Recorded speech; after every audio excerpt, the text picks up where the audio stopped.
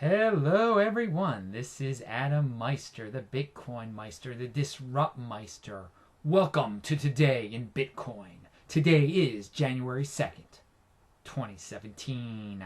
I want to thank the person who sent me Monero on December the 29th. I just noticed that. I'm really sorry I didn't notice it before. I hope you're watching this show. I'm going to talk about Monero first, just for you. And it hit $16 today. Wow. It was listed on Kraken today. And I don't think that's the only reason it went up to $16. I guess there's some FOMO going around. The Kraken thing probably helped. People are into anonymous coins. Lots of speculators jumping around. Lots of people with extra Bitcoin to spend now that it's worth more. They think they should diversify into altcoins. And they're picking the one they think is second best, I guess. And I'm real close to saying, and I'm not making my official prediction yet. I got to make some prediction shows here. Last year I made them in January, the prediction shows, so I'll do it again in the days to come. But I'm about to, not official yet, but I think Monero will has a chance of being the number 2 cryptocurrency by the end of the year. Right now, what is it, number 5? I mean, no matter what, it's going to overtake Ripple on that list. Oh, Ripple. Oh. Anyway, Bitcoin is at $1,025. The price is actually much higher in China. So I don't know. That's interesting. I never like when the Chinese exchange is more than like $20 or $30 more compared to the next U.S. exchange. And has BTC-e, which is the Eastern European exchange, has that gone over 1,000 yet? Because yesterday I said they had all gone over 1,000. I was wrong. BTC-e, I like to admit when I'm wrong. BTC-e, which I check all the time, had not gone over 1,000 yet. I don't know if it was getting really close today. Also, so the China thing is leaving me curious about what is up, but we'll get into some FOMO stuff in a second. By the way, I have 1,000 Twitter followers now. Thanks a lot. Remember to follow me on Twitter. It's funny because Bitcoin just hit 1,000. So, will my Twitter followers keep pace with the Bitcoin price? Will it overtake the Bitcoin price? Stay tuned. So, fear of missing out. People actually, a lot of people went back to work today in the Western world.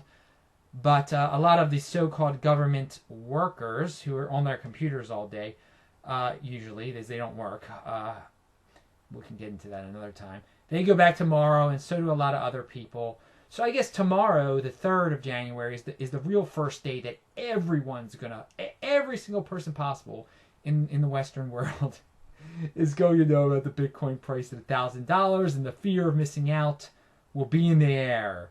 And speaking of that, my father again contacted me and said he heard about Bitcoin going over $1,000 on his financial network that he listens to on XM radio.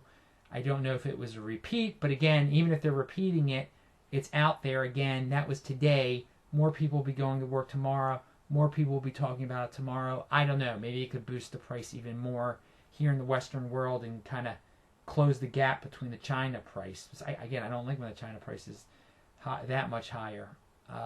And another thing that will contribute to fear of missing out. On January 16th, there's a movie coming out into theaters. January 6th, Banking on Bitcoin. It's a documentary. I will link to their page. Who knows? Maybe, it could start up a conversation. It could get people all excited. Or people might not pay any attention to it at all. So, the big story, I caught the end of the Tone Vays show, which was just on. And I will link to it below. And it was funny. The end of it was, it was good. The end of it, he said there were problems at the beginning. Again, I haven't watched the entire thing. It's pretty long, but I caught like the last 10 minutes. I don't know.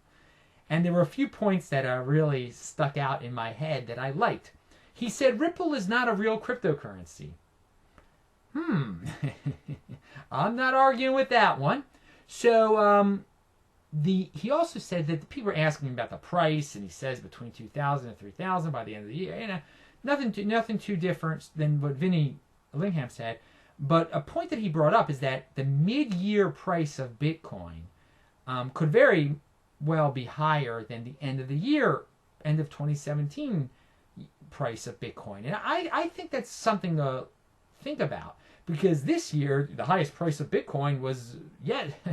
I mean, it was on December 31st into January 1st. I mean, that was the highest. They waited till the end. And I could really see a lot of, I mean, there's a lot of different scenarios playing out. Let's just think about them. Let's bring up different scenarios. Here's a scenario that, this fear of missing out really starts to grow into the middle of the year. And then maybe there's a hack or some disaster on July 1st. And we build all the way up to maybe something ridiculous like $2,500 or $3,000 by July, and then it just swoops back down to $1,500, $1,700, $1,800, and closes the year at $1,800, which is a lot lower than $3,000, but still, whew, I mean, all those numbers are great numbers. But that very well could happen. I think people should be prepared. I don't expect that the last day of the year is going to be the highest day of the year like it was this year. Another point that Tone brought up that I believe I mentioned in the title of this video, I haven't titled the video yet, that he thinks that in the year 2020, a year that I talk about a lot here, that you got to be patient, you got to buy and hold until 2020, because the halving is on July the 1st, 2020. He thinks that it will be $10,000, not at the beginning of 2020, but it's gonna build up. I don't know what he thinks it's going to start at 2020, but he thinks by the halving, it will be at $10,000 on July the 1st, 2020. And one reason he gives for that is because, and also we have to remember this year when we experienced, in 2016, when we experienced the halving, it was this build-up. It was just the few months beforehand, all of a sudden, $400, $700. I mean, it was great. It was great. So we could experience that same thing again in 2020. I don't doubt that at all. Now, that $10,000, I mean, how can I can't say that. I don't want to say that and get people too excited. I've just told people it was at least going to be $1,000 by then, and now I look like...